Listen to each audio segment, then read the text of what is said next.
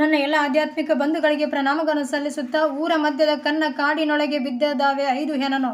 ಬಂದು ಬಂದು ಅಳುವರು ಬಳಗ ಘನವಾದ ಕಾರಣ. ಹೆಣನು ಬೇಯದು ಕಾಡು ನಂದದು ಬರಿ ಮಾಡ ಉರಿಯಿತು ಗುಹೇಶ್ವರ. ಅಸಂಖ್ಯ ಗ್ರಹ ನಕ್ಷತ್ರಗಳಿಂದ ಕೂಡಿರುವ ವಿಶಾಲ ವಿಶ್ವವೇ ದೇವ ನಿರ್ಮಿತ ಊರು. ಅದರ ಮಧ್ಯದಲ್ಲಿ ಸಚರಾಚರ ಸೃಷ್ಟಿಯಿಂದ ಕೂಡಿದ ಸುಂದರ ಭೂಮಂಡಲವೇ ಕನ್ನ ಕಾಡು. ಅಲ್ಲಿರುವ ಶಬ್ದ ಸ್ಪರ್ಶ ರೂಪ ರಸ ಗಂಧವೆಂಬ ಪಂಚ ವಿಷಯಗಳು 5 ಹೆಣಗಳು. ಈ ಪಂಚ ವಿಷಯಗಳ ಪ್ರಾಪ್ತಿಗಾಗಿ ಹಗಲಿರುಳು ಹಂಬಲಿಸುವವರೆಲ್ಲ ಆ ಹೆಣದ ಬಳಗ. ಈ ಪಂಚ ವಿಷಯಗಳನ್ನು ನಿತ್ಯ ನಿರ್ಮಿಸುವ ಕಾಡಿಗೆ ಕೊನೆಯಿಲ್ಲ. ಈ ಪ್ರಪಂಚದ ಕಾಡು ಎಂದೂ ನಂದದು. ಜಗತ್ತಿನ ಆಶೆಯ ಕಿಚ್ಚಿನಲ್ಲಿ ಈ ಪಂಚ ವಿಷಯಗಳ ಹೆಣಗಳು ಸುಟ್ಟು ಹೋಗುವ ಭರವಸೆಯೂ ಇಲ್ಲ. ಆದ್ದರಿಂದ ಹೆಣವು ಬೇಯದು. ಈ ಪಂಚ ವಿಷಯಗಳನ್ನು ಭೋಗಿಸಬೇಕೆಂದು ಬಂದಿರುವ ಜೀವರಾಶಿಯು ಆಯುಷ್ಯವೆಂಬ ಮಾಡ ಮಾತ್ರ ಉರಿದು ನಾಶವಾಗುತ್ತದೆ. ಈ ಪಂಚ ವಿಷಯಗಳಿಗೆಂಬ ಹೆಣಗಳು ಅಳುವವರು.